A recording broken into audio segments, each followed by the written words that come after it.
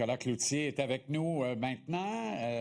Bon, vous le savez, il ne tarit pas d'éloges envers son idole dans le monde du hockey, Marc Bergevin. Alors, il choisit ce soir d'emprunter les pipes de Burge pour cette conversation. C'est bien joué quand même. J'ai voulu mettre le veston, mais à 28 degrés, je t'aime bien. J'ai décidé de les sortir. OK. Alors, tu nous présentes un dossier qui met en lumière pourquoi Ivan Demidov risque d'être pressé de s'entendre avec le Canadien sur une prolongation de contrat cet été. En même temps, le Canadien est en position de force dans cette négociation-là, à tout point de vue. Là. Je trouve qu'il y en a plusieurs qui sont venus aux conclusions trop vite que, si Demidov attendait pas de faire une autre deuxième saison productive dans la LNH, il allait laisser tellement d'argent sur la table. C'est pas aussi simple que ça, en fait, parce qu'il y a des nouvelles règles là, qui entrent en jeu le 16 septembre. Et si on peut les montrer à l'écran. Donc, la limite d'années qui passe à 7 ans, les bonis ne peuvent pas excéder 60 % de la valeur totale du contrat, les bonis à la signature. Et le fameux front-loading, Jean-Charles, le front-loading, c'est tellement intéressant parce que ça te permettait de mettre tellement d'argent dans tes poches dans les premières années du contrat.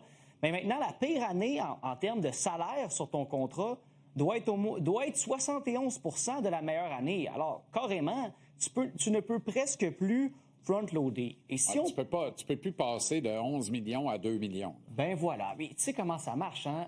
Les Anglos appellent ça TVM, Time Value of Money. Une pièce aujourd'hui vaut plus qu'une pièce demain parce que tu peux accroître de l'intérêt, tu peux la placer.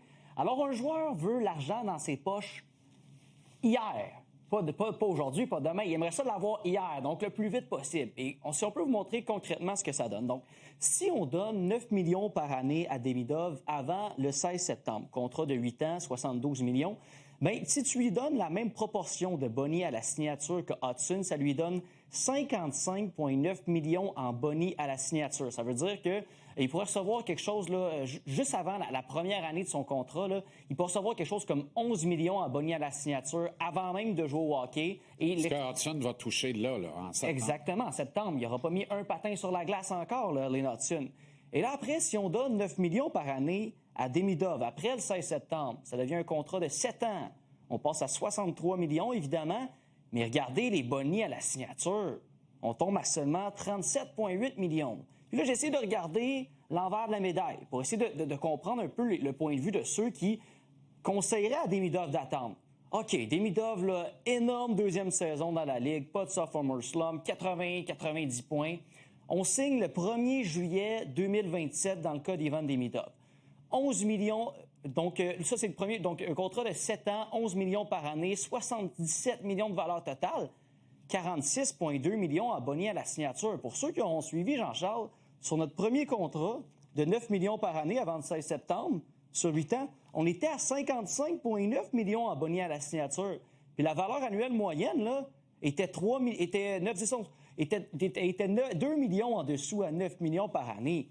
Alors, si vous pensez qu'il ne voit pas le 16 septembre arriver là, à toute vitesse, le clan Demidov, je m'excuse, vous vous mettez le doigt dans l'œil, et moi, j'ai toutes les raisons de penser que ces deux clans-là vont s'entendre cet été.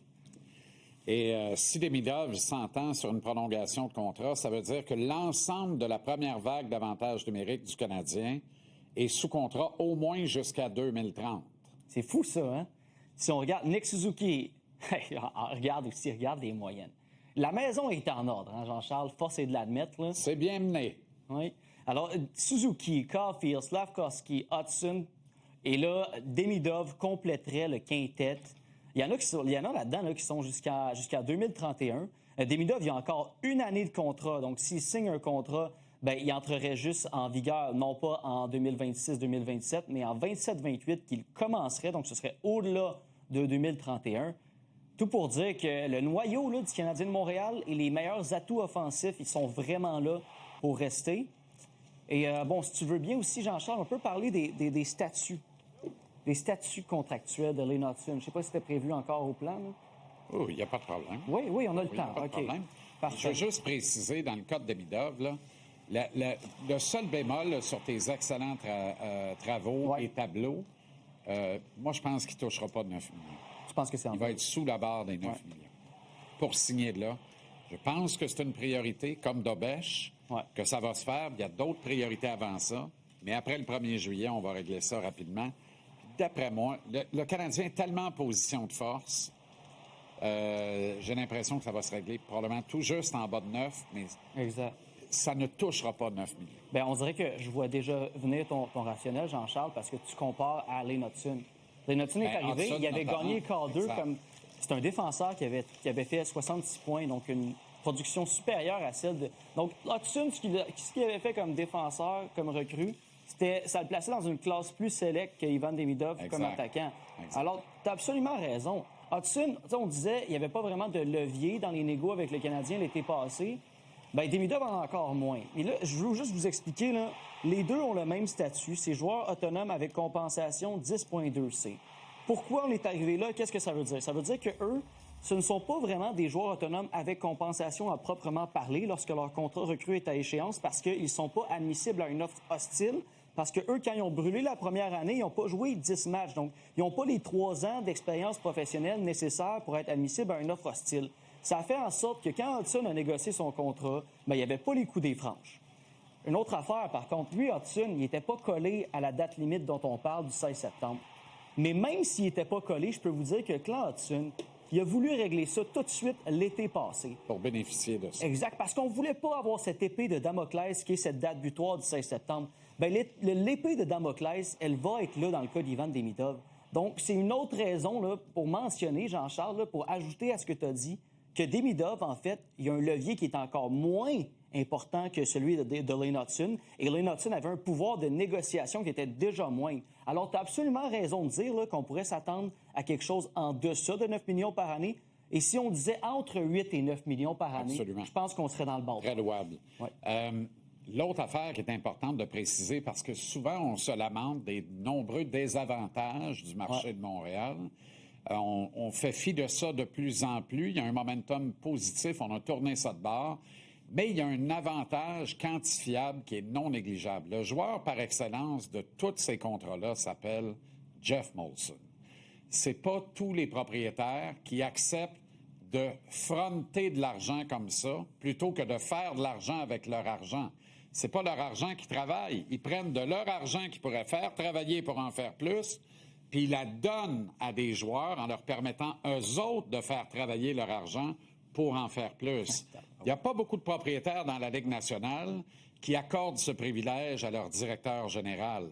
Alors, il faut le dire parce que ça fait partie de la patente. Et ça donne un avantage non négligeable à Kent Hughes. On crie au génie de Kent Hughes, là.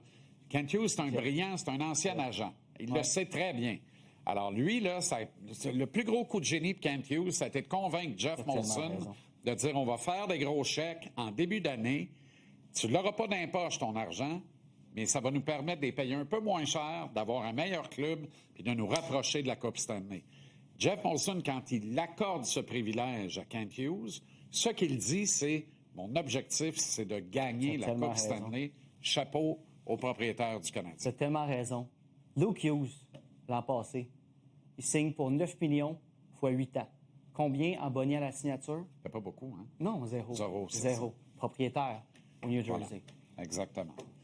Et ils sont nombreux. Ils sont ben nombreux. oui. Puis c'est correct. Ben oui. C'est de leurs affaires. Ben pas oui. mon argent. Ça va travailler pour moi. Jeff Molson est un avantage pour le Canadien. Complètement. Oui. Non négligeable.